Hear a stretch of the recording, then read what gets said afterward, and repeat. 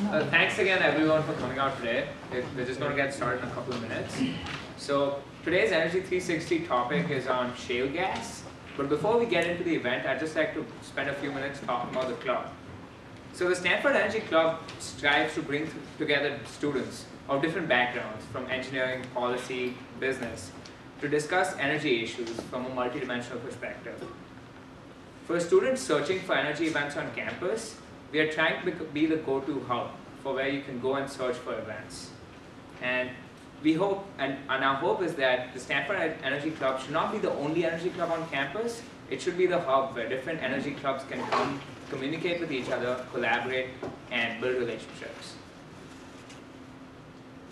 So today we have the Energy-360 panel discussion, and it's going to feature on shale gas.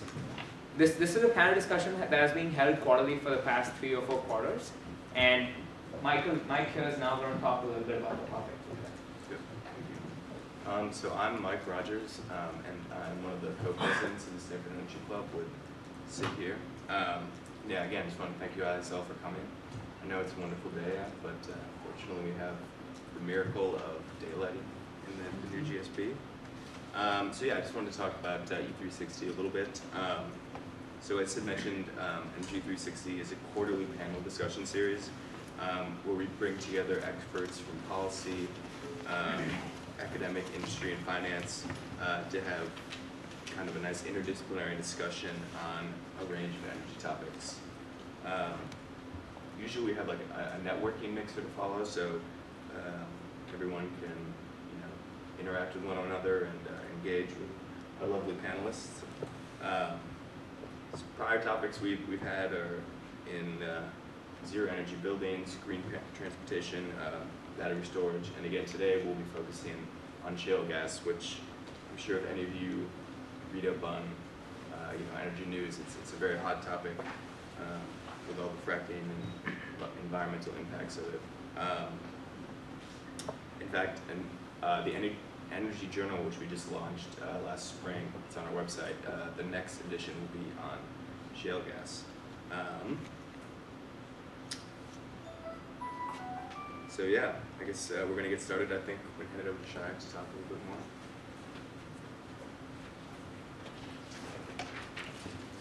Hello. As a student interested in the challenges of both energy and climate, the idea of shale gas, derived natural gas, finds me in two minds. On one hand, I see an opportunity for developing a new, cheap source of long-lasting energy using breakthroughs in modern technology.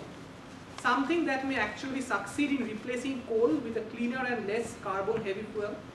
On the other hand, the concerns over groundwater contamination and climatically deadly impacts of large-scale methane leakage makes me wary. How should students like us think about shale? A bridge fuel to a greener future? Or another fossil fuel throwing a spanner over the hopes of creating a truly renewable, energy-driven world? Such questions may have come to many of your minds as well.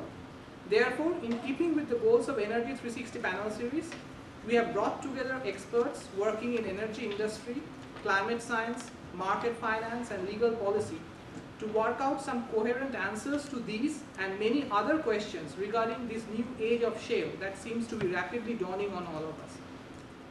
I would also like to take this opportunity to thank our sponsors at Rockport Capital, without whose support, wisdom, and resources, these events would never have been possible. Finally, it's a great privilege to turn things over to Professor Franklin Orr here, who is our moderator. He is currently the director of the Precourt Institute for Energy at Stanford, and he has served as the director of Global Climate and Energy Project from 2002 to 2008. And he is also currently the Carlton Beale Chair of Petroleum Engineering in the Department of Energy Resources Engineering, and is a senior fellow at the Woods Institute for the Environment. I am sure Professor Orr will lead our distinguished panel on an insightful and engaging discussion on the biggest energy transformation of our lifetime. Thank you. With that. Thanks.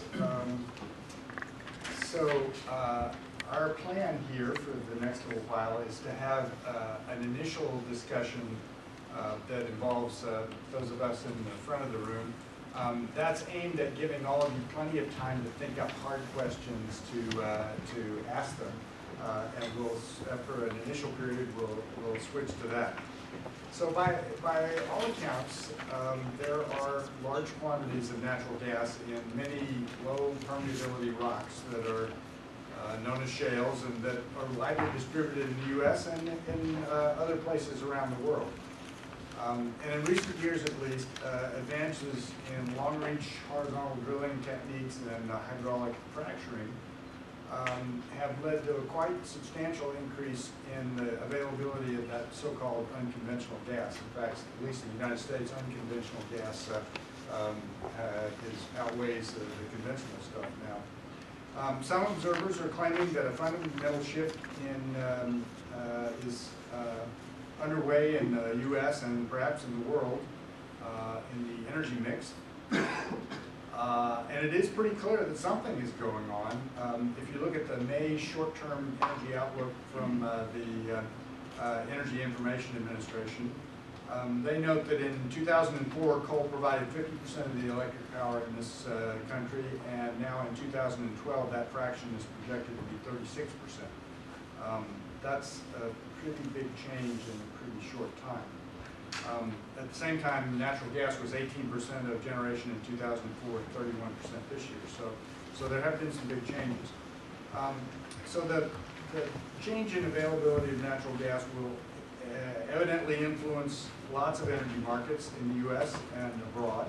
At the same time, lots of questions have been raised about environmental impacts of the drilling and fracturing and of fugitive emissions of methane, which is a powerful greenhouse gas, and of impacts on water use and treatment of water that flows back to the surface during drilling, just to name a few.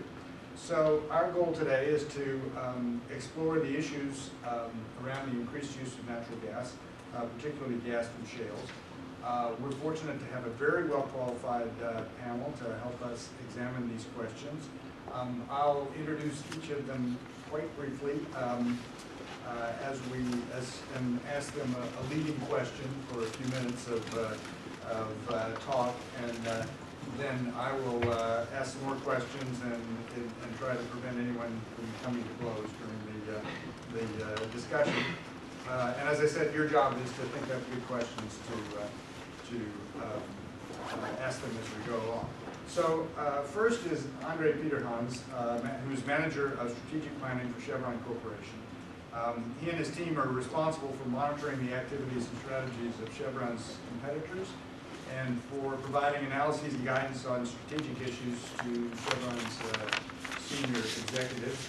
I'd be willing to bet he spent some time on natural gas in the not too distant past. And so Andre, you're probably the best qualified among us to tell us whether this gas boom is over-enthusiastic hype or something real. Is the gas really there in the U.S.? And what about the rest of the world? How does your company see it?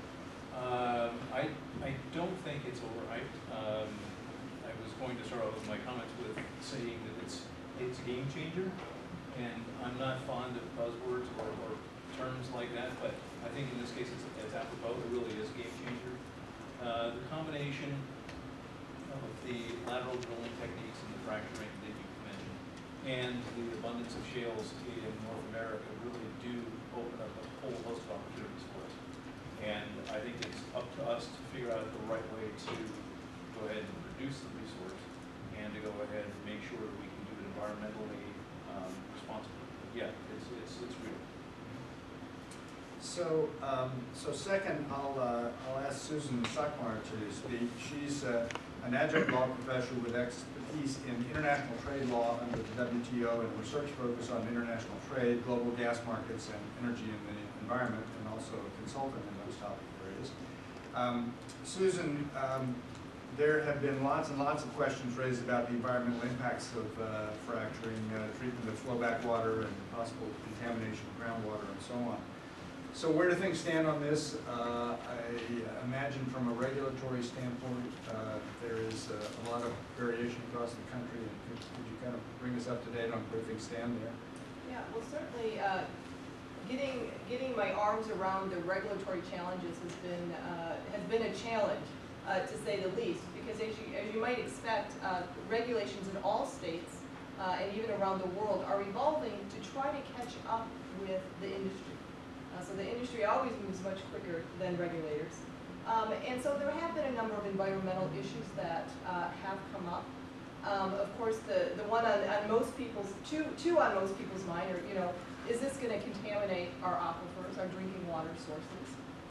And then the other big issue that's come up is the issue of disclosure of the chemicals that are used in hydraulic fracturing. Well, laws are evolving in every state to try to address these issues. So it's a bit of a moving target. There's probably 4 days worth of regulatory changes that I could tell you about if we had 4 days. And I'm not even sure that would be enough.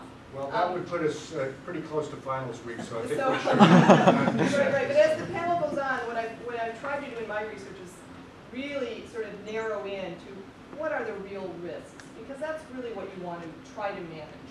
What are the real risks, and can those be managed? And I think they can, but it's taken some time, and certainly will take some more effort. So next, I'll ask Mark Jacobson to say a few words.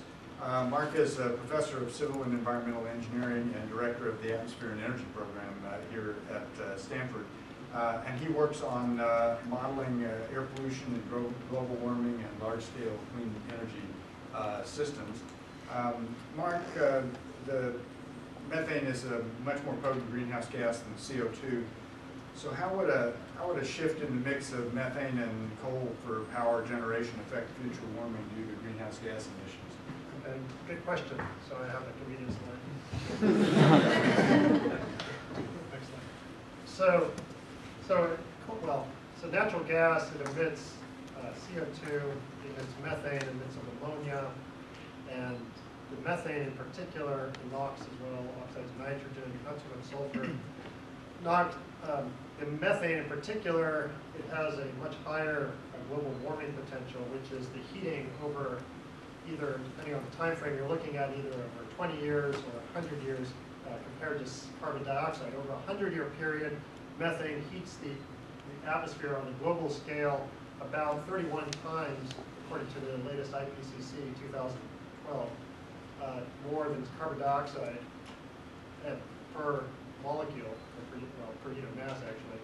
And over a 20-year time frame, methane heats the air about 81 times more than CO2. So it's really relevant because the Arctic sea ice is disappearing rapidly. And as the ice disappears, then what we find is that you uncover the ocean below, which is dark, and the sea ice is reflective and allows some heat to be reflected back to space, or light to be reflected back to space. But when it disappears, then you get a more rapid heating of the ocean, and that is thought to possibly create a tipping point where climate will rapidly warm even faster. So the 20-year time frame for looking at climate effects is really important. Now what I showed here though is, so if we compare natural gas with coal, and also with wind power, there are really 5 main sources of heat to the atmosphere for coal, those and also cooling. There's the CO2, there's the methane, there's direct heat release from combustion, and then there's water vapor from combustion and also cooling water. In natural gas, there's also water vapor from cooling water, and there's heat of combustion. But it shows here that the terms from the water vapor from combustion and cooling water are not significant in terms of the global warming potential over 100 years or 20 years. What this shows is the global warming potential of natural gas versus coal versus wind power over both 20-year periods and 100-year periods. And there's a lot of information here, but it's interesting that, well, for natural gas, the blue is the contribution of CO2. The red is a contribution of methane, assuming low methane leakage, and also assuming about 30% shale and 70% conventional natural gas. But the red is the methane contribution, which is greater over the 20-year time frame than over the 100-year time frame for natural gas. And over the 20-year time frame, natural gas clearly causes more warming than coal does, especially when you account for the sulfate cooling that coal results in. has to be accounted for, even though that sulfur dioxide that's emitted from coal turns into particles which are bad for your health. And so coal is going to cause more health effects, but it causes less warming than natural gas. And that's over the 20-year time frame and the 100-year time frame. What people have totally ignored is the fact that coal does offset its warming by sulfate in particular, but also nitrate. Now, this is not to excuse coal because it causes a lot more death and mortality and other illnesses than natural gas. But the bottom line is they're both bad because if the gas warms more, regardless of whether it's shale or conventional gas, and coal causes more health problems. And this is well known. This is not new information. It's just that it hasn't been really quantified very well in the literature or to the public. I mean, probably very few of you realize that coal is actually causing sulfate cooling along, and that's in fact half of global warming is being masked by sulfate. But the other point here is that this shows the ratio of heat added to the air per kilowatt hour of electricity generated. So the numbers, like if the net for coal is 150 times, so every kilowatt hour of electricity you produce over a 100-year period, you're adding 150 times that heat to the atmosphere due to the trapping of that heat by greenhouse gases in particular. And compared to wind, it's just a 1-to-1 ratio because the only heat added is the electricity generation that's eventually turned into heat. And so both natural gas and coal are causing a lot more heating of the atmosphere than wind power, and they're both causing a lot more health problems. So this is a significant issue, and the real question in my mind is we need either of these technologies because if I have more time to, let me go later so we can ask Okay, any questions. on time now, so press on. So we can actually power the entire country and the entire world and individual states with clean, renewable energy. So I don't know if it's wait until later to talk about this. Yeah, well, we'll come back to that. So that's good. So last but definitely not least is Nat Bullard.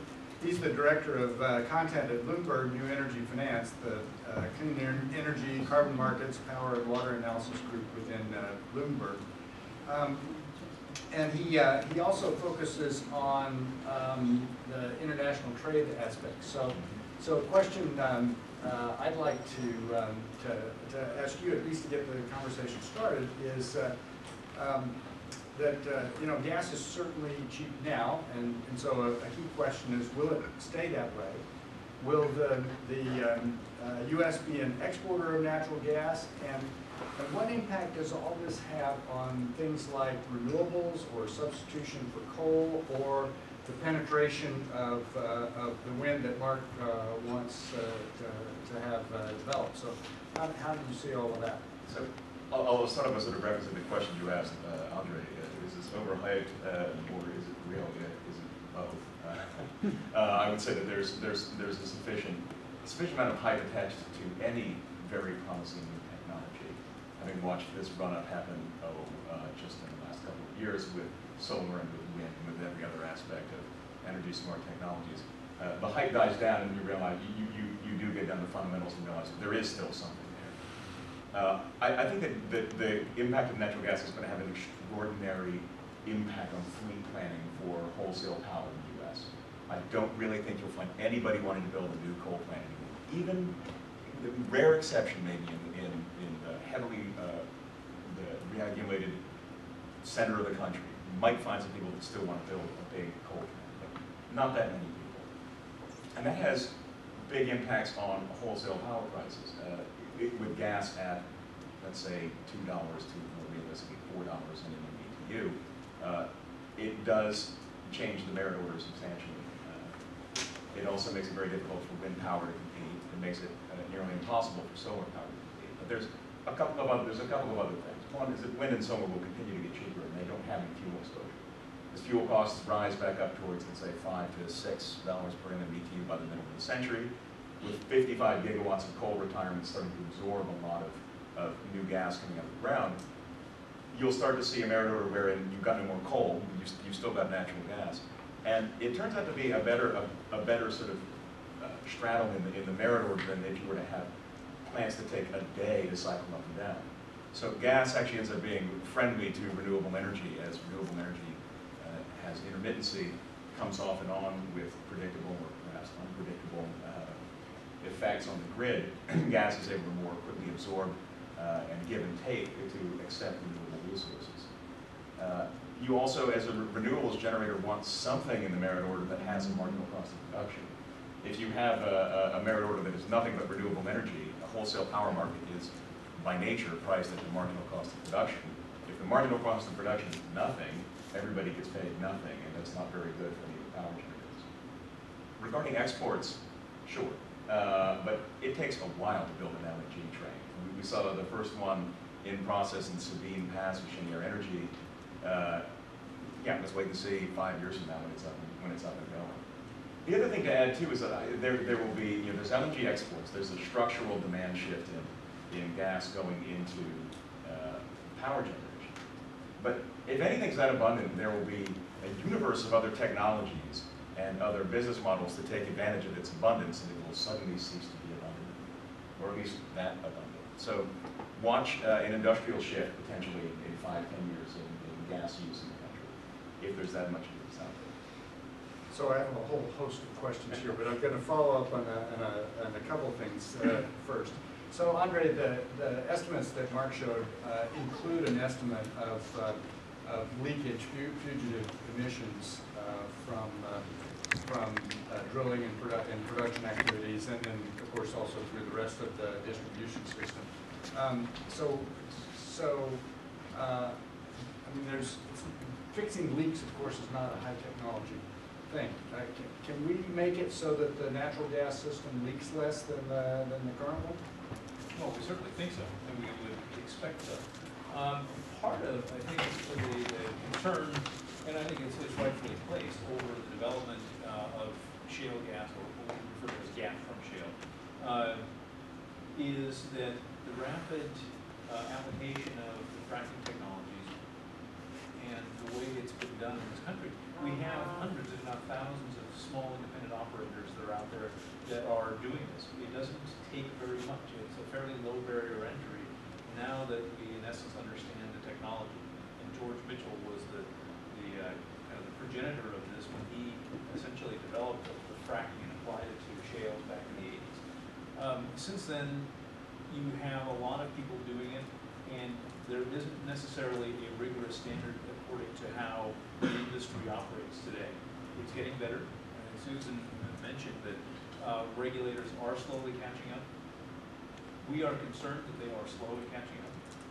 Oddly enough, we actually, in this case, in this frame, we welcome regulation. We want robust regulation.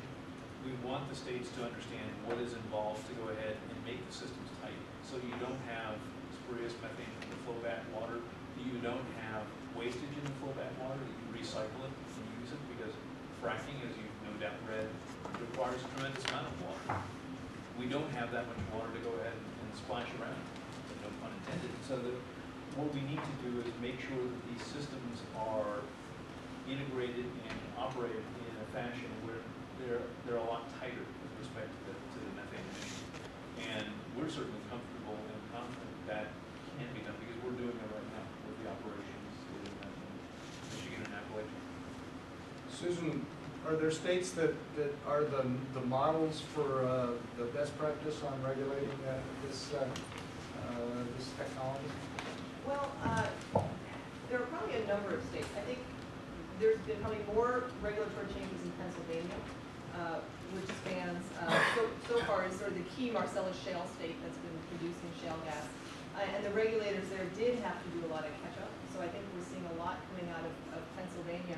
And I like to look to Pennsylvania as, when I look at shale gas development and regulations, and one of my next projects I'm working on is sort of a regulatory framework that might be shared globally. And how I'm going to set that up is look at, in the U.S., if we just narrowed it down to 3 states, because one of the challenges is, we have all these different state regulations. Well, you could take Texas as being the most lenient, generally, to oil and gas development. New York, at the moment, being probably having the strictest proposed environmental guidelines for shale, although they haven't actually enacted them. And I sort of think of Pennsylvania as being the middle ground state, where they do want the development, but they know that they have to to manage it. They know their regulations have to have changed. And they also know that they needed more regulators. So I think the pace of development in Pennsylvania was pretty ferocious, and I think there simply weren't enough regulators on the ground. And so they had to catch up. And I don't know that that's going to happen in too many places. I don't know. Andre, you probably have a better feel for that. Pennsylvania might have been a bit unusual because so much land was purchased so quickly, which then had to be drilled on in a short period of time before people lost their lease rights. That's a bit unusual. I don't know that we'll see that in too many places, but. So this is, I'm not sure who to direct this question to, so whoever wants to jump in.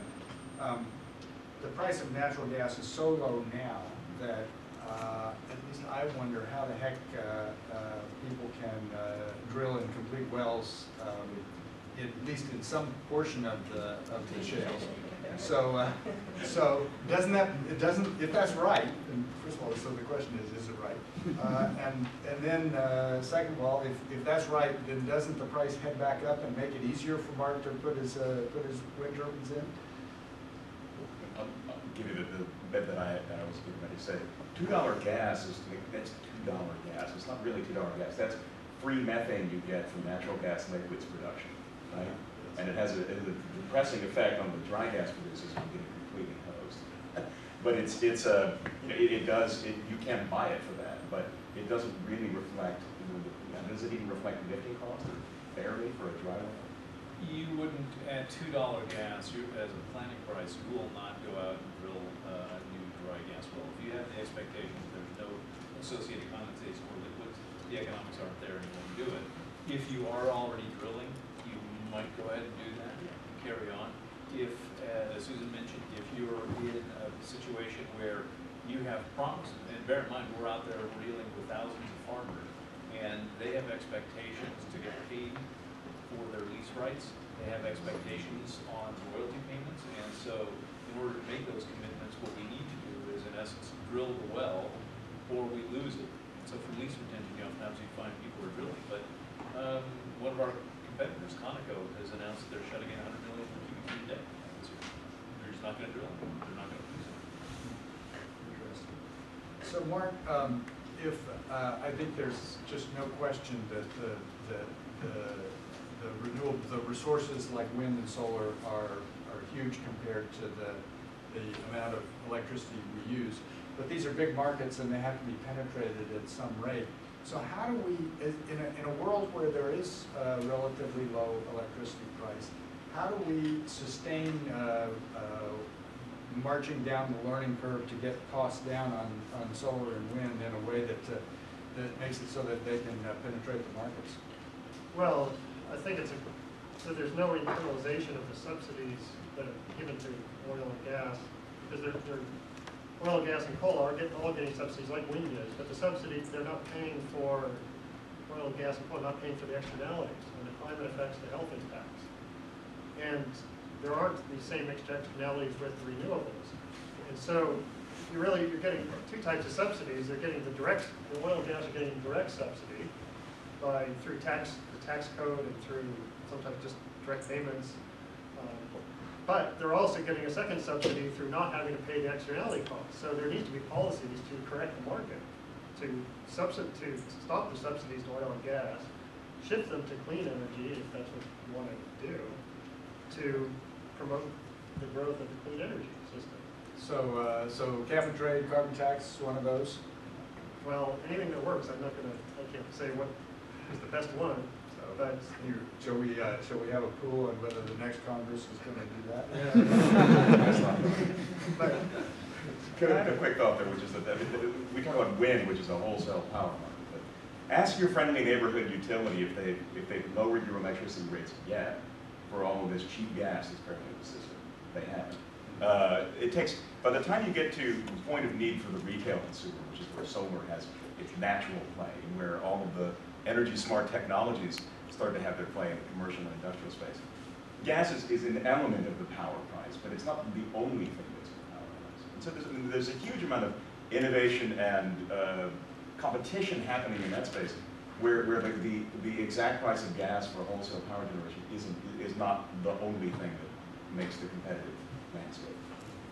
And so Susan, maybe you could remind us where we stand on renewable portfolio standards, and there's a lot of heterogeneity across the state on those too, isn't there? Well, there is, and it's not something I focused a lot of my research on, other than, of course, California is leading the way. And I live in Marin, and we have a new Marin Energy Authority that has a 50% renewable option. You can opt in, so you'll get 50% of your power is coming from renewables, with the option to get 100% of your power. So but that's at the sort of consumer level. So that's a consumer choice. You can choose to opt in, although this new Marin Energy Authority is now the default provider in Marin. Yeah, and I would just observe that a lot depends on where you sit with respect to the meter. So Mark and I both have solar systems at our house because we sit on the side of the meter where the price is a whole heck of a lot higher than especially once you get past the lowest tiers in there. And there's probably for both of us, the economists would say we were behaving irrationally with regard to the price of purchase. But be that as it may, if you're talking about distributed power, at least for solar, there's a potential there. Wind power, I think, is harder just because it makes much more sense to have a bigger turbine. Anybody else want to jump into that? Well, I'd just like to highlight that you make a good point. So I also have solar that I installed about 8 years ago, and at the time I really thought there's no way I'm ever going to get a payback on this. But I think I have by my sort of very loose, calculations. But that doesn't work for everyone, right? So when I think of natural gas, I try to think not even just sort of locally, but nationwide, but also globally. In thinking, is natural gas a good option globally? And I think for a lot of countries, it really is. In fact, it's the best options. For some countries, it may be the only option. But now, what do we care, and how does that impact us? The most interesting thing to me about shale is everybody's watching the U.S. to see what we're doing. They're focused very much on the environmental issues that have come up. And what we've done here has impacted the rest of the world in terms of, do they want shale gas or not? In a number of cases, them saying no. We've seen what happened in America, but mostly they've seen gas land, right, which had enormous impact. So sort of our decisions do matter, and that to me is what the most interesting thing about shale is. Both, good and bad, right? There's plenty of good things to talk about with shale gas. So Andre, could you comment on the question of the sort of international outlook? I mean, does China have lots of shales? Are their shales distributed as widely there as they seem to be in the United States? And then maybe you could comment on California while you're at it. Sure. Actually, I'm trying to think there's one slide which might help a little bit in illustration. It's not, next one. Yeah, it's not quite to the level of detail where you can see country by country, but it will give you a sense of the size of the resource that is available. And the far right-hand top bar does largely represent China. And you can see the size of their unconventional relative to the conventional resource is, at the moment, it doesn't appear to be proportionally as large. They have huge amounts of conventional gas, and it looks like about a like amount of unconventional gas. Bear in mind right now that China, it's early days. They have identified opportunities, they've identified a whole number of basins in the country, and they're just getting around to exploring and beginning to test those shales. All our intuition suggests that proportionally we would expect the yellow portion of that bar to get much larger and to go up. So they have a significant interest in development. They've, through the development committee, have set a very ambitious target for the next decade to go ahead and ramp up their natural gas production from unconventional sources by an order of magnitude. We don't think it's at all realistic. We don't think that they've got the current capability, or even if they were to have the capability, they have the ability to go ahead and ramp up that quickly. But it's laudable for the fact that they do want to go ahead and replace it's cold. Now, have they recognized sulfate reflectivity and the cooling that results from it? Is that an issue that's on their radar? I don't know about that, but they certainly have experienced the killer fogs in Beijing, and we've got our colleagues there that have literally had to leave the city at times. And so I think that they're rightfully wanting to go ahead and press ahead with the gas development from unconventional sources. And for them, it's also, you have to understand, very much a political matter, a pride issue, as well as security. Perhaps not so much as Japan, which relies so heavily on external imports of LNG. But for China, they are still very heavily dependent on LNG imports right now for their marginal supply. And that's not a position that they would like to have be the case long term. So there's a significant political dimension to it as well. So having been in multiple wonderfully beautiful, shiny new 5-star hotels with a lobby big enough that you can see the smog in the hotel lobby, I can see that there is, there will be some push on the air quality side there. So Andre, I'm about to open it up for questions from everybody else, but would you like to just comment about whether or not the changes in nuclear power in Japan have a big impact on all of this, or is that a separate set of discussions? No, I think it has an enormous, it's already had an enormous impact.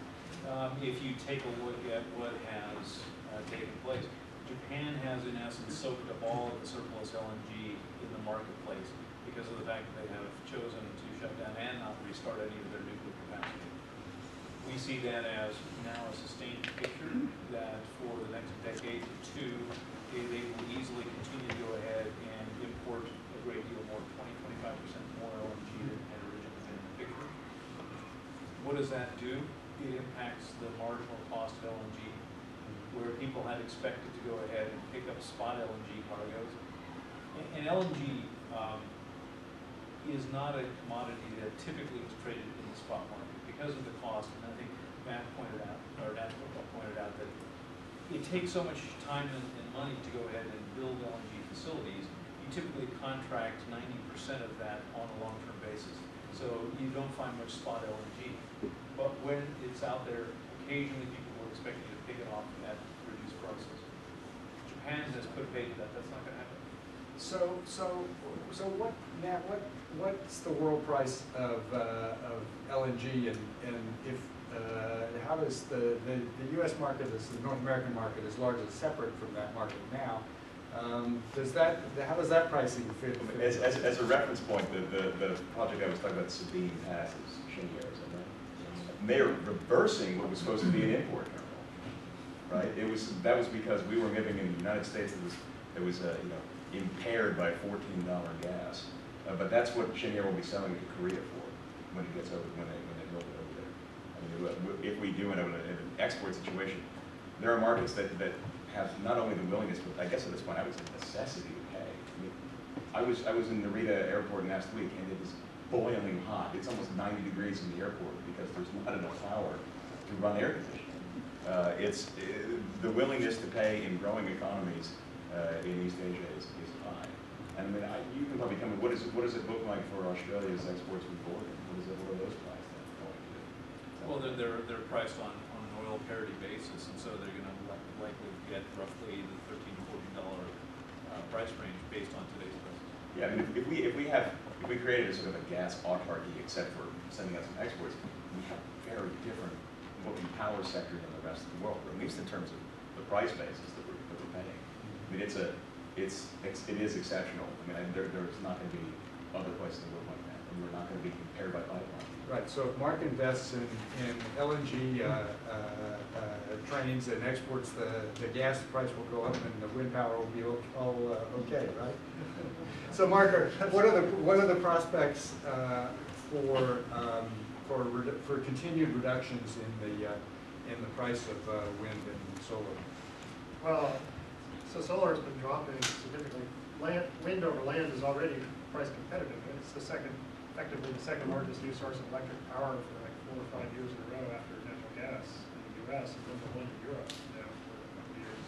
Solar has been the number 10 Actually, this year I think solar is number one in Europe. So, yeah. So the prices are dropping now. Whether it's, but there's a different type of cost because for wind, large scale wind, there's a higher capital cost but lower fuel cost. For natural gas or coal, there's a lower front cost but a higher fuel cost. And so it's a different the amortization. It looks pretty similar for onshore wind. Offshore wind is more expensive. Solar is still more expensive, but for somebody, if you're doing it on your house, that's like in California, panels are warranted for 25 years or 30 years, and the payback time is 13 years to 9 years. So you're definitely going to make money on it. But if we really need to do this on a large scale. So if I could show one more slide. This is a short slide? Yes, it's a draft. Okay. It's a draft. Go for it. Then I really am going to open it up. Next one.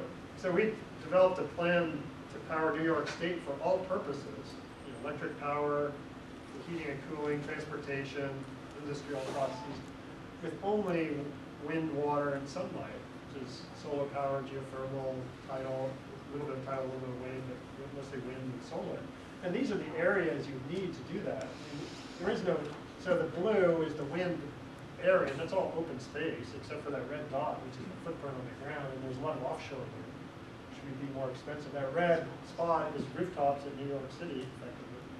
And the yellow is additional solar PV and CST power plants.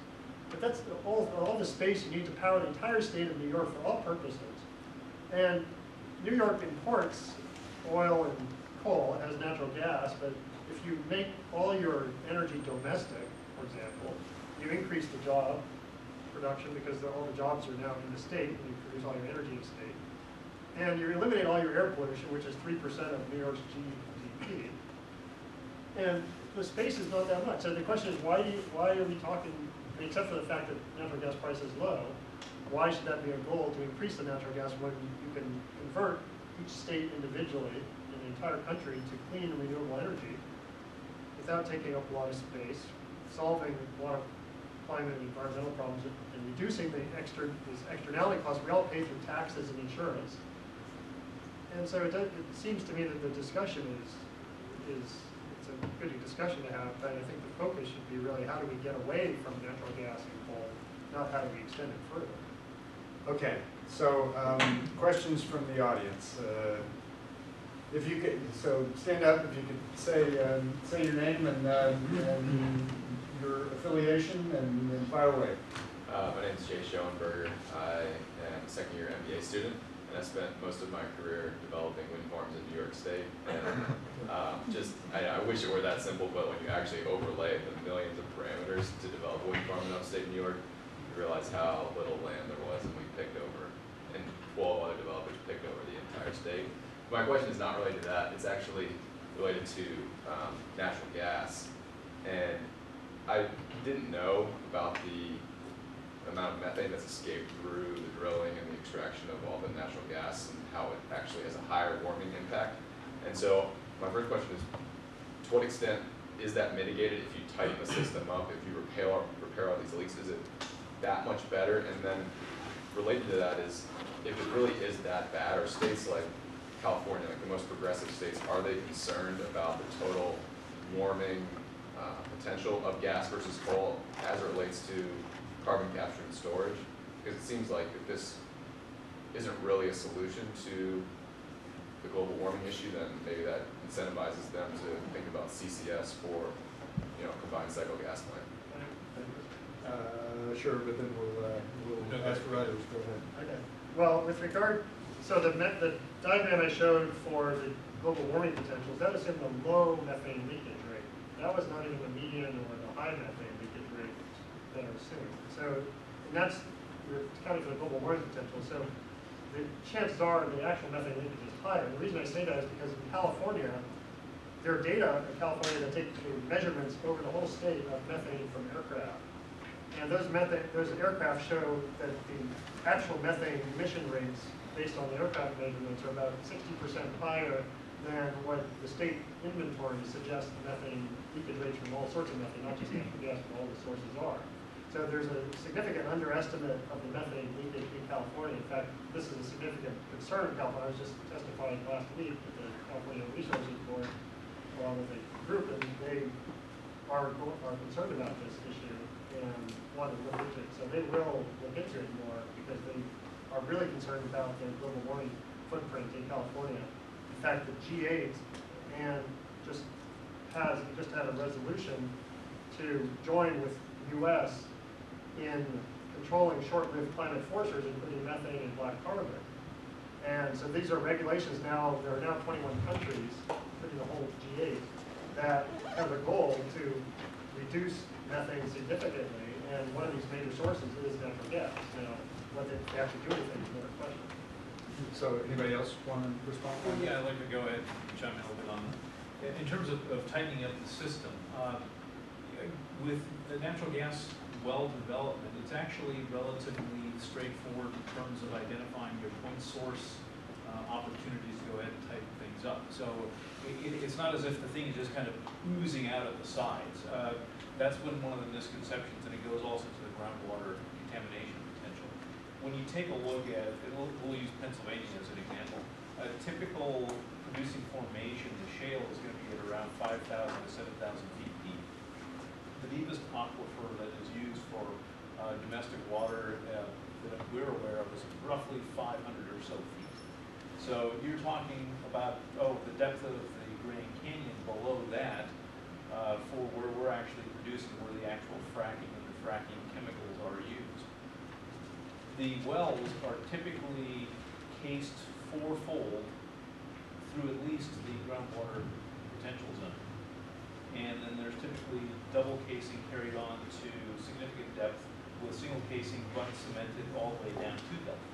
So the chances of leakage from the well itself, once it's on production with the wellhead, is very, very low, and we can certainly work on that, and that's predictable and measurable. I think one of the concerns, and it's a rightful concern, is how much methane is vented or then certainly flared and also leaked during the actual production process. When we're drilling the well, when there's the initial flowback water, that's something which we are working hard to go ahead and improve, so that, for example, we capture all of those fugitive gas emissions. That's gas that we can sell, we want to sell. So for us, it's imperative that we find a way to go ahead and capture that amount of gas. And if you don't capture it, then would you flare it? Ideally, you would flare it, at least not vent it. Venting is the absolute worst thing you can do. And it's one of the things we've been adamantly against. That people will simply go ahead and turn the choke up and let it go. And it's really not the way to approach this. And so we have been working very hard to identify all those point sources and eliminate those through the process improvements. But at least we can go ahead and point to those things. I think there's a lot of other sources, as Mark mentioned, that also need to be addressed with respect to methane emissions that right now, I don't know that they're getting sufficient attention. There's the joking one about cow flatulence, which is it's true. How big it is, who knows? But I think actually that most of it's cow burps, that most of it comes out of the front end of the cow. Front end, not the south end. Thanks. But I think one of the keys, the takeaways for this is we need to study this. We need to understand that. We're not at all against applying a lot of science and continuing to study this to make sure that we identify what the risks are. Because we're happy to work to reduce it. Okay. Who else? Back over here. Hi, my name is Toby, and I'm a grad student in material science working on making less expensive solar cells. What do you guys see as, if not natural gas, then what is used as a baseline source of energy that's clean and that's renewable? Nothing. Gas is your base load, unless you happen to be in the Imperial Valley or up in the geysers. I think you end up with a much more, if you want to have a system that has renewable base load, I don't know that is actually going to exist. I mean, you could have some CCS, but you probably just have a very nimble system with a lot more responsiveness. Well, base load is not necessary at all. Yeah. I mean, what you need is, you need to match the demand, the demand with the supply. And so if you use renewables in combination, like wind is complementary with solar. So often when you have a lot of sunlight, you don't have a lot of wind because you have a high pressure system that gets from the clouds. So the winds are light, and conversely, when you have very little sunlight, you have a low pressure system. And in any case, you can combine those and use hydroelectric in at least the west coast and northeast to fill in the gaps. And that's a lot what natural gas does, is really as a peaker, or a lot of it's running in spinning reserve right now in California. I mean, that's where a lot of the energy in California goes, is natural gas running spinning reserves to fill in the gaps when needed. Okay. How about you? My name is Vito, and I'm doing my doctorate in mechanical engineering. I have two questions. One is, so when you talk about renewable sources of energy, how does it compare to conventional sources in terms of amount, the total amount of energy demand? So what I read in different articles is that the amount of energy that we get from natural gas or coal in comparison to like wind or solar is not that much. It's very tiny. And also my second question is, when you compare the shale gas extraction with IGCC kind of research work that involves like conversion of coal into synthetic natural gas, how does shale extraction compare to that in terms of economics? The first, I mean, is that an energy density question, or is that a simple question of how much is built? I mean, I wasn't up the question about people saying there's just not that much renewable energy. Well, there was a certain point when there were not that many semiconductors compared to tabulating machines either. Everything starts off small and grows rapidly, so you need to look at the vector and I guess the potential market size. I mean, as Mark pointed out, yeah, Europe installed more solar than any other generation, so there's not more energy coming from solar, but more installing capacity. And, you know, renewable energy technologies continue to come down in cost, and to some extent they are capable of creating their own markets, or at least new ones.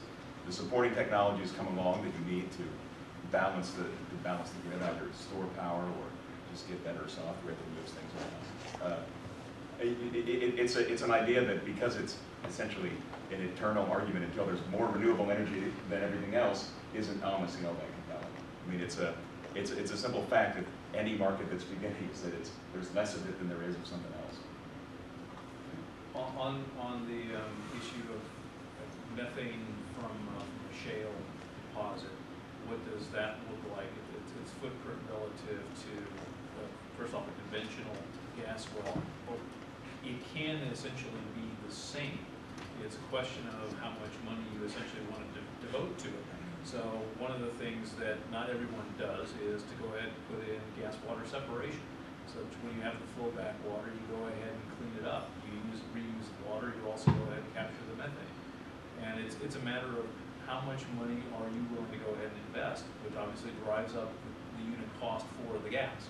Okay, today that might not seem like a big deal, but when you get more traditional gas prices, then it isn't trivial. But it can be done such that there isn't really a material difference, or there shouldn't be. You asked a question about conversion. Yeah, of coal into synthetic natural gas by gasifiers and like integrated gasifier combined cycles. Yeah, that, we used to have gasification technology. We sold that business to GE some time ago. I'm not that familiar with it. I am very familiar with another conversion that does apply somewhat. It's when we actually take natural gas and turn it into a synthetic diesel, the gas to liquids conversion. Gasification is in essence kind of a part of that because we use a lot of syngas to create the synthetic diesel. It's an interesting approach, technically novel. Well, not novel, it's been around for more than a century, but it's also very consumptive of the unit energy. You start off with 100 units of energy, and you'll wind up with about 60 to 65 units of diesel equivalent afterwards. So it consumes a great deal of the raw energy purely in the conversion process. It's not something we're doing a whole lot of at the moment. We've got one project for Nigeria, but generally speaking, there's not that many of them in the world. So one question that hasn't come up, so I want to use the moderator's prerogative here and ask the panel, are we going to see natural gas for transportation uses in the reasonable future? We're already seeing it. Yeah, we're already seeing it. More LNG. So natural gas, there's been a lot of focus on using LNG as a fleet vehicle, for fleet vehicle fuel. And the appeal of that is it's much easier in terms of infrastructure to convert your fleets into natural gas than have natural gas refueling stations as opposed to passenger vehicles. So your question may be, are we going to see a lot of natural gas passenger vehicles? I was deliberately vague. Yeah, maybe. First is the fleets, and there's been a lot of fleet conversions, and that's promising. You're also starting to see LNG as a shipping fuel to meet some new emissions guidelines coming out of the International Maritime Organization, and that seems to be growing. In the U.S., passenger vehicles are just challenged by infrastructure. Somebody has to put, it's a chicken and egg problem. Somebody has to put in the infrastructure. So people don't want to buy natural gas cars unless you have the refueling stations. People don't want to put in the refueling stations until there's enough cars on the road. So that's a big challenge. Will we see it? Maybe. But I don't know that we need to see it. I mean, I think if enough fleets convert, that'll move the needle. Yeah, of course. And I that's think easier. if Mark is worried about leakage from the system, there's having consumers at the other end of that offers a lot more opportunities for leaks. You certainly will. I mean, today you can go down to your Honda dealership and go ahead and order. They typically don't have them on the lot. You can go ahead and order yourself a natural gas Honda. That's just standard. We haven't done it. One of our competitors is actually working on developing an LNG highway, if you want to call it that, for trucking. With their Flying J subsidiary, they have a whole series of truck stops up through the upper Midwest and in the Northwest. And what they have committed to is to go ahead and put in place LNG, so liquefied natural gas infrastructure, and a whole series of truck stops along major thoroughfares and highways, which will be essentially dedicated to the heavy-duty vehicles, the semis, where, once again, it makes sense to go ahead and retrofit them. So instead of carrying sample tanks for diesel, they'll have cryogenic tanks for natural gas. You bet. Hi, thank you all for coming today. My name is Khalil. I'm also in the law school, and I'd like to hear your opinions on the ideal regulatory framework for methane emissions, specifically if there are any costs and benefits of performance standards versus, I guess, technology standards for those point sources that you were mentioning, or management-based policies, and specifically what would industry support going forward, either at the state or federal level? Thanks. Well, that's a rich area. Susan, you want to start? And Well, then I'll maybe start, Andre? and then I'll let Andre from the industry say what would industry support. I think the methane emissions. It's interesting that it's getting so much focus in the room, and it's particularly interesting to me because I've been working on a book on LNG, and I have one chapter on environmental issues. One of them being life cycle emissions of LNG, and there's 2 studies out there, right? So there's a real lack of data on methane emissions, and I think that's, to me, it's sort of it crosses the entire natural gas spectrum. So I think there's a lot more work that needs to be done. A lot more studies would be helpful. And related to the regulations, I think probably all of across the board in all states, methane regulations need to be looked at again, and looked at in terms of shale gas development. Because that's something, I don't know what regulations we have on the books in every state, but my guess is they probably didn't consider shale gas, right? And that's, I think, true of all regulations dealing with oil and gas. If they're driven towards conventional oil and gas, and what we're dealing with is a little bit different now. So I think they do need to be looked at, and I think they are. I mean, the EPA actually has been very active on emissions. So the EPA is. But it takes a while, and so states may be able to move a little bit quicker. Andre, you want to comment on this? Well, we're certainly with you there. We really favor state regulation. Not for everything. Obviously, there's a place for the federal government to go ahead and ensure consistency and some highest standard. But generally speaking, for shale, we really favor the states getting involved. We like to work with them. One of the things about shale's a very local thing. And it's local in the sense that you're on a farmer's property. He hears the drill rig clanking, he smells the diesel from the engines. And a lot of the issues we face are because people are not properly informed. They don't feel that they're tuned in to what's going on. they don't have a voice. And so that's why we like to work with states and with communities. We encourage them to go ahead and work towards best practices. So we work very closely with, in both Michigan and also in Pennsylvania, particularly in Pennsylvania, and help them go ahead and develop some of what we think are some of the best practices with respect to regulation. But it's got to be local, because you're talking about your neighborhoods, your state, your county having to go ahead and put in place and monitor regulations where you're dealing with individual landowners. And so we find that that's really the most effective way. Yeah, so regulation is good, but when you have, especially when you have shale, there's all sorts of places where you can possibly have leaks. Doesn't mean you're actually going to control the emissions.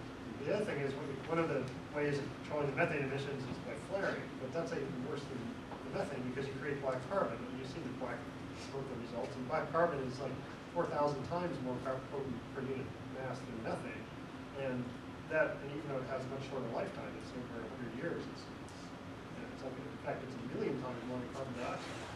So it's like solving one problem and creating another problem. So I think that you have to be. I think the real problem is that it might not be a solvable problem in terms of being able to reduce that methane. Hi, my name is Mark McClure. I'm in the Department of Energy Resources Engineering, and this is kind of for Mark, but it's really for everybody. So, Mark, you presented it as kind of a fact that there's a huge amount of methane emission from natural gas, but as I've read about it, and even the New York Times, it seems like there's one study that says that, and then there's another group, so that's a group at Cornell. Even at Cornell, there's a different group that wrote a paper that acidly criticized that study, and there are many other studies on the topic that disagree with that study. I haven't read them, and I don't know how to sort it out, but I don't know. How do I make of that? And it's troubling that you presented that as a fact when it seems to be an issue of controversy.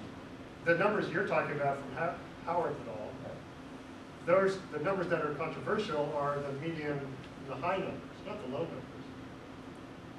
So the numbers I present here are the low numbers, and then, you can look at published literature. There are all sorts of numbers. They're known for shale. They're the first study. Okay, so there are no other studies that have been done that since then people started to look at it more. But for conventional fuels, the difference between the conventional fuels, conventional emissions, and their emissions for shale is only 2% difference. And for example, in this uses 70% conventional, it's only 30% shale, and it uses the low emissions from the additional emissions from shale. So I don't see any controversy in the low numbers. It's only when you get to the medium and the high number. Like their range is from total range is from I think 3% to 7.5% of leakage. When you account for the whole package, so that's from shale, and it's like from conventional, it's like from 1.5% to 6.5 or 6, I don't know the exact number right now. But the low numbers in those cases are not, or you can find many studies from conventional fuel that give you that. That's not, was not unreasonable. The global warming potentials, that what they were criticized for was using the 20-year global warming potential. It wasn't for their emission rate so much, instead of the 100 years, because people have been looking at hiding the fact that hiding the natural gas effect by just looking at 100 years. What they did, which was smart and correct, was look at the 20-year potential because that's relevant for the tipping points for climate. And when you do that, all these effects become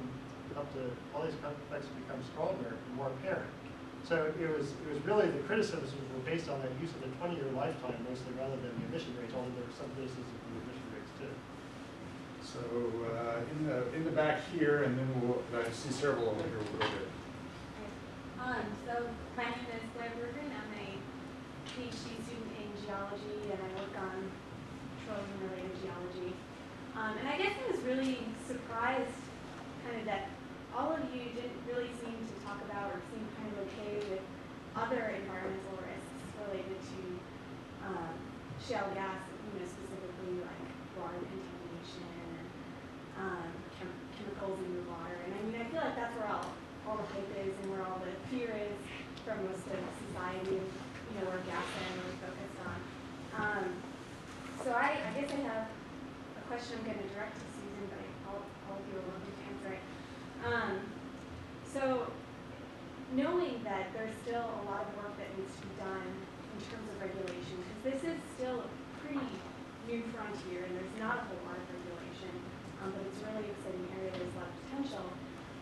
And knowing that in most cases the geology is such that what you're actually fracking is a Grand Canyon below your aquifer, which is not always true, but in most cases it's true. If you were living in upstate New York, which is where I'm from originally, and somebody came to you and asked if they could lease your land for fracking, would you do it? Would you ask for an external consultant first? Would it make a difference for Chevron versus a mom and pop shop? Yeah, well, a lot of questions there, and I'm glad you actually brought it back to sort of, so there are a lot of environmental issues, and I'll drill into a couple of the key ones, which is what you mentioned, water contamination. So what do we know? And Gasland was sort of the first to bring this to sort of mass attention. Does the hydraulic fracturing process itself cause contamination? Well, that was the initial fear. So far, they haven't found that. So far, there's been no confirmed case of water contamination caused by the hydraulic fracturing process itself. Now, I'll sort of highlight the fact there is one potential case in Pavilion, Wyoming, and they're still looking into it. EPA has looked into that case. Potentially, there is water contamination caused by the hydraulic fracturing process. It was a very shallow well. There's all kinds of sort of back and forth that's gone on. But EPA has opened up the comment period, I think, through October. So we won't know for sure. So there is one potential case out there.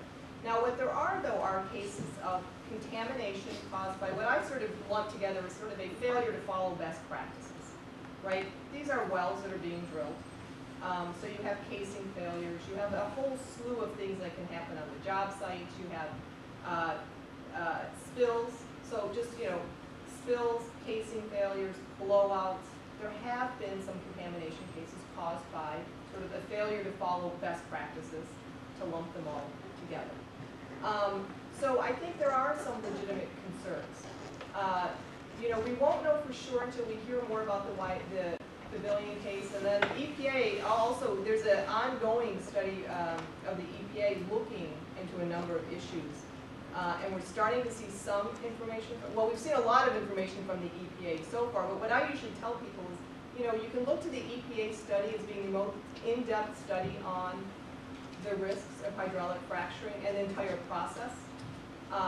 Their initial results will come out the end of this year, to be followed in 2014 with the more detailed results. So I think there are some concerns. If I were a landowner, what would I ask? Well, and that was sort of the point of Josh Fox and Gasland. If you saw the movie, is he got the knock on the door. Well, he had never heard of hydraulic fracturing. He didn't know anything about it, and there was no information. Now there's almost too much information. So what would you ask? You'd ask probably a whole range of things. One of the things that's coming up, I think, for landowners is, water testing. Should you be testing your water before a well is being drilled? That's being done in some cases. That's probably a pretty good practice. Test before, during, and after if you're concerned about contamination. And then certainly all the sort of the best practices, the issues are definitely manageable, but some companies are better at it than others. Some regulators are better at monitoring the casing. And then there's been a whole range of, like I said, I could talk for 4 days, there's been a whole range of suggestions to sort of narrow in on those issues. Not drilling so close to certain water things, making sure that pits are lined. In a lot of places, you get a lot of flowback water that has contaminants in it, and a lot of it can be stored on site. And so some states require the pits to be lined and some don't.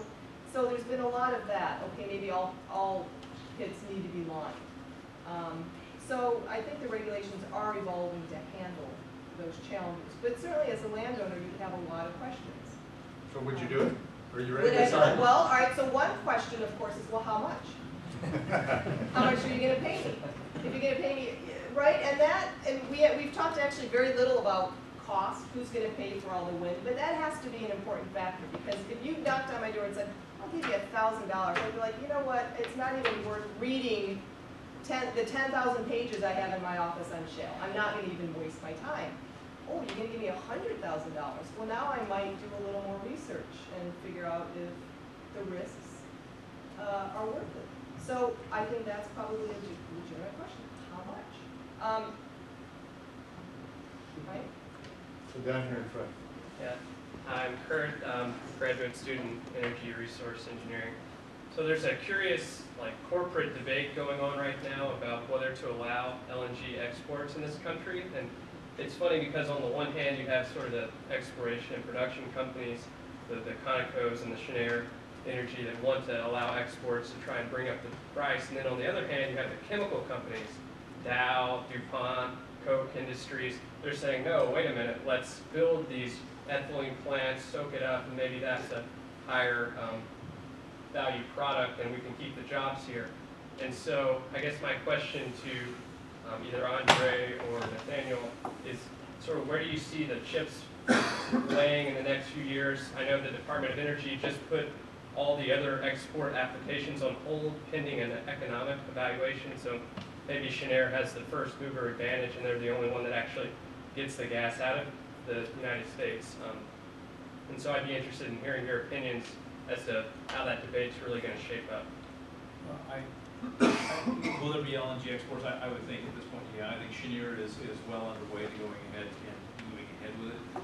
Will it in fact cause the gas prices to immediately jump up, or even over the longer term jump up to a level where we will start to go ahead and feel it in our pocketbooks because PPE prices go up or that chemical prices go up, the feedstock goes up, but the chemical prices can't really recoup that, and you don't find the chemical industry rebounding.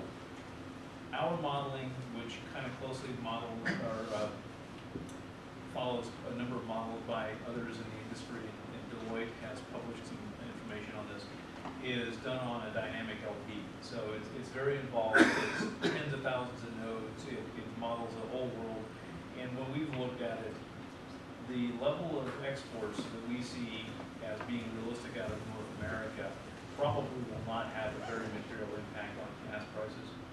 And one of the things you have to keep in mind is export of natural gas from the U.S., it's not as if, well, we're just going to go ahead and give it away and it floats across to Japan or Korea or wherever. There's billions of dollars of positive trade flow that comes from that. There's a lot of jobs that are created by that. There are a lot of benefits that obviously accrue to the economy and the fact that we now have a better balance of trade. So overall, we don't think that there's much of a risk to a number of export projects happening, which we do see. We're not participating in any, but we also see them as being self-limiting, because what you'll find is that as exports start to happen, as hopefully the prices rebound a little bit, the economic incentive to actually go ahead and invest $10 to $15 billion in a plant which will take at least 20 or so years to recoup its costs in a decent rate of return are going to be risky enough that you won't find many more of them being built. So I think there's going to be a natural cap in what you see in terms of overall exports. And if it's going to be 4 BCF a day, it's relatively small given the overall production in the country, and it won't have an impact on prices. 55 gigawatts worth of coal retirements has an awful lot more effect on gas in the U.S. than a tiny bit of potential exports 2 decades from now. I mean, I gotta agree with that. I don't see a huge movement in the wheel. It's an aspect of a much bigger picture of gas demand in the U.S. Over here. Hi, my name is Gabriel. I'm a first-year master's student from Management Science and Engineering. My question to the panelists is that it is about the technology. So could you please describe the technology of drilling shale gas and how different is that new technology compared to the old technology drilling for conventional gas? And I also know that it needs a lot of computer simulation and new technologies like horizontal drilling and technologies like that. So could you just please explain how advanced is that, and is it a mature technology already? I don't know if I would get in front of Professor Orr here. He's really the resident expert when it comes to this. But yeah, you're right. There's a lot of new technology being applied to it in studying the results, but the actual drilling of the wells and the application of the fracking is relatively old. I mean, bear in mind also that the first gas from shale in the United States was actually produced in New York in 1821. They actually just dug a trench to go ahead and produce gas. But we have come away since then. Fracking has been around for several decades. We've employed it primarily in vertical wells up until the last decade. Lateral wells, that is horizontal wells, also have been around for quite a while. But we haven't really put together lateral wells plus fracturing in the laterals up until, again, George Mitchell from Mitchell Energy in the 80s was the one who really tested it first in Texas. Proved that it could be done economically, proved that it could actually stimulate the reservoirs and bring out enough gas to make it worthwhile. The technology is in trying to understand what you will get out of the fracturing, how many stages you fracture. So you'll go ahead and drill a long lateral well of several thousand meters, and you'll have to choose how many stages of that section you will go ahead and shoot and then fracture the surrounding formation. What kind of proppant you want to use to try and prop open fissures in the rock that you create. A lot of it is maybe not so much science as a bit of art, because you have to constantly test. One of the reasons you find that there is a great deal of variation in activity around the country is because not all shales are alike. We've drilled a lot of dry holes where we thought that the shale was going to be very productive, we fracked it, nothing. And so it really is testing. It's all very, very localized. You have to test each different well that you drill. And wells that are within a couple of miles of each other will oftentimes find that they have very different geologic conditions they encounter. My name is Scott Himmelberger. I'm a PhD student in material science. And I guess this is kind of directed again at Andre and Nathaniel. But you mentioned that there are hundreds, if not thousands, of independent producers currently fracking in this country. And it, as you just mentioned, it doesn't seem to be nearly as technologically challenging as, for example, deep water drilling or some of the techniques used by the oil industry. But it also seems like the U.S. is very much ahead of the curve with respect to the rest of the world in terms of how developed our fracking industry is. It's progressed further here than in maybe China or other parts of Europe. And I'm wondering, other than just exporting natural gas as a pure product, is the potential for developing a robust natural gas services industry similar to maybe what Norway has with oil? Does that exist? Is that something that the U.S. can develop? Yeah, it does exist, and the Chinese have been busy buying it up.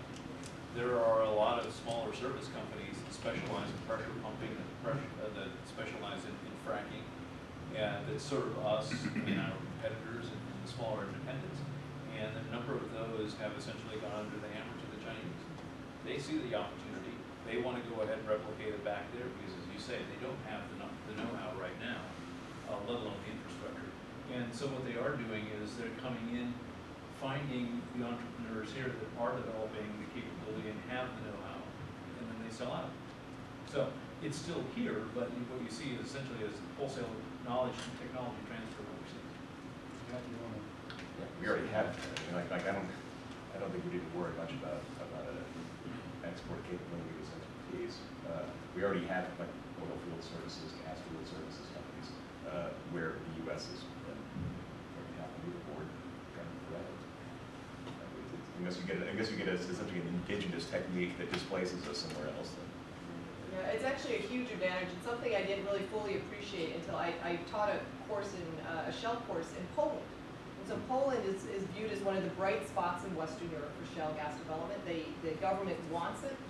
There's some real sort of benefits in terms of energy security for Poland to develop their shales, and they may or may not have pretty good shales. It certainly remains to be seen. But one of the things that you don't fully appreciate until you leave the U.S. is how many entrepreneurs we have. I mean, people rush to opportunities in the U.S., unlike in a lot of places in the world. And that, I think, will be a real limitation. Now, expertise will go. Andreas mentioned China. I think China is probably one of a handful of countries that are really developed their shales, is my prediction. But one limitation is, do you have enough industry workers? Do you have enough oil services companies? Do you have enough personnel? Do you have enough equipment? I think equipment's been a challenge overseas. We have over 2,000 drilling rigs in the U.S. They're not all drilling for gas, but we have over 2,000 drilling rigs in the U.S., which is amazing. I don't know that there's 2,000 in the rest of the world. I don't think so. Well, it staggers the statistics when you take a look at, in the U.S. in the last 25 years, we've drilled something like 700,000 oil and gas wells. There's currently about 500,000 producing gas wells in this country. And you take a look at most other countries, and they'll be in the hundreds, maybe the thousands, depending on the province. But we don't have anywhere near the same kind of industrial base. There's no services industry in Poland. That we found out. Yellow Pages, services industry doesn't exist in That's what I did. I went over there. I said, well, where is everybody? I hear it's such a great opportunity. Where is everybody? And they're like, what do you mean? They're like, oh, well, we'll just wait till somebody asks us maybe for something. And so you just didn't have the spirit. And I think Poland is the bright spot. So I can only imagine what it's like elsewhere. But I don't know, and you can tell I get pretty excited about that because it's pretty exciting to think that we're in a country that we may be one of the few countries that can do this. Now, the other question, I think Mark may have had a heart attack when you heard, oh, we have that many, we have that many wells. So of course, if you're not in favor of fossil fuels, hearing that we have that many wells is a bit shocking. On the other hand, if you believe that we need energy, and at least for the time being we're going to need fossil fuels, whether it's oil or gas, then you should be reassured that our industry here can provide the energy we need. Albeit some people would like to get away from it, but and that a lot of countries simply don't have that. Japan was one of them. And so that's a big challenge. So I know there's a lot of concern about emissions, but I guess I would throw out the bigger concern would be about not having enough of energy. Well, and I think just because we've heard the comment question a couple of times about reputation and the quality of the people that are operating. And yes, it doesn't take a huge technological capability to get into this business. That is one of our concerns. And yeah, we'd like to go ahead and differentiate ourselves because of the quality of our company. And we don't see that quality is repeated throughout. It's a competitive advantage, but it's also a concern because we're trying to go ahead and keep our nose clean. If the guy right next door screws up, well, do they know Chevron, Exxon, Shell? You guys are all alike, right? And so we're going to get nailed by that same reputational hit, even though we had nothing to do with it. So for us, it's very important that we go ahead and make sure that we essentially raise the bar much higher than it is currently raised. So I have one question here. Are you ready for us to? I have one question. Oh, you have a question. Well, I saw him first, so you're next. So I have a question. My name is CJ Lee. I'm a PhD candidate of mechanical engineering. My question is, are there any effort from academia, industry, or government side which try to quantify the environment's impact and add that as a cost to all the energy source we have now? And with that, how shale gas comparing to the other? I think a pretty good source. There's not.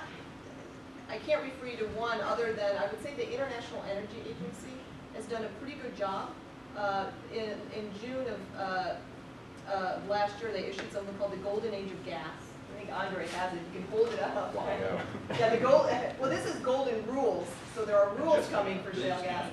That just came out. But there's also something called the Golden Age of Gas that came out in June 2011. And they spent quite a bit of that report discussing emissions and various emissions. And the reason I look to the IEA is it represents sort of all of the OECD countries. So you get sort of a global picture without, and you get some sort of country-specific information.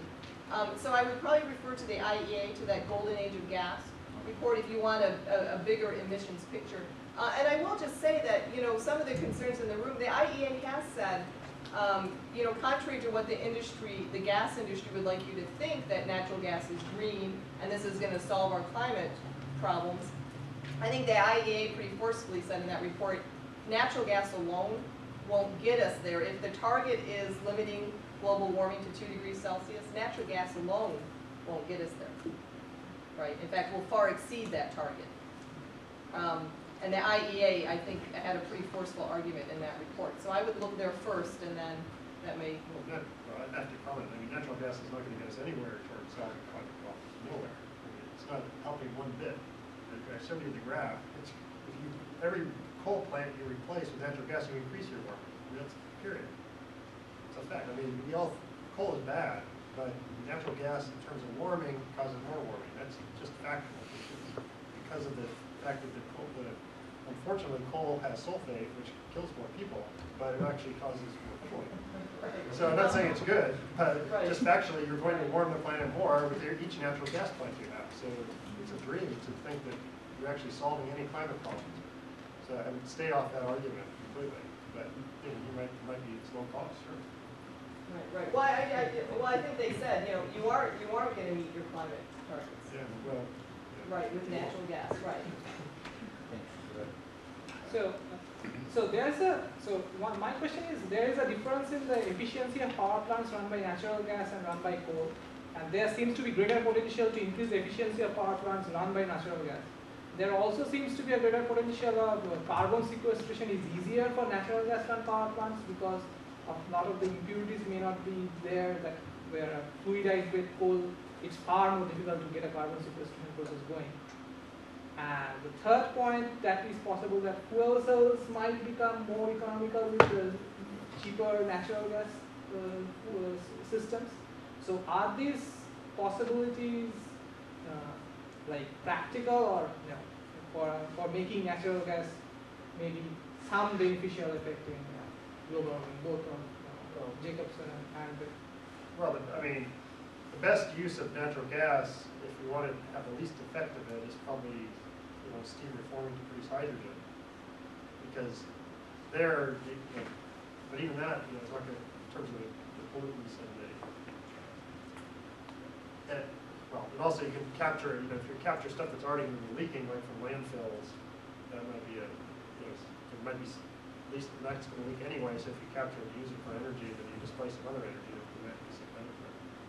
But again, you don't really need, I mean, we mentioned 500,000 wells in the U.S. You only need 100,000 5-megawatt wind turbines to power the entire U.S. vehicle fleet if you had battery electric vehicles.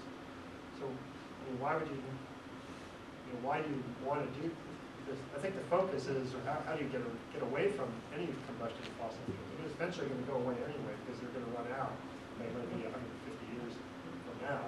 But these renewables are going to last forever. If I could offer a thought that has not been talked about at all here, and that is the capital requirements for various technologies. You will find a lot more bankers who will finance 100,000 5-megawatt wind turbines than will finance 5 CCS projects. Right? I mean, at this point, if you're looking, if you're going to your credit committee with a conventional wind, with a wind farm onshore, a large PV project, or some CCN, like ISCC CCS project, there's not a chance that anybody's going to put that project further up the merit order of things you're going to invest in than the wind farm or the solar project. When Warren Buffett has just proved that you can securitize and twice oversubscribe an enormous solar project in the capital markets, people will keep doing that. So that'll be a lot easier financial option than doing a $5 billion ISCC project or something like that. Well, I think we've come to the appointed hour to end this. I'd like to thank the panelists for a lively and very interesting debate. And thank you all for coming.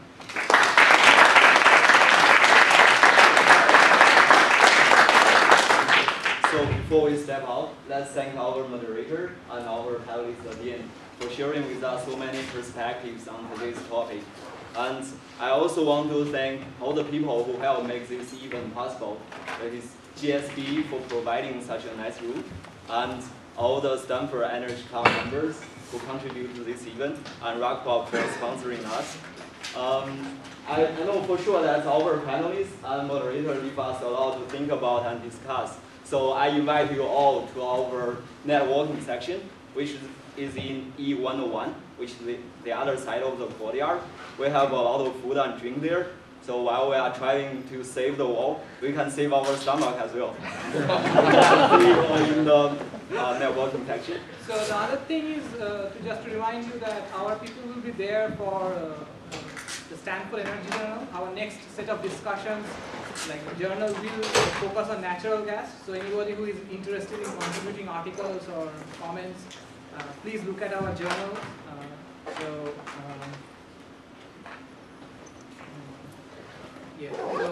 Yeah, our team will be there to get your feedback.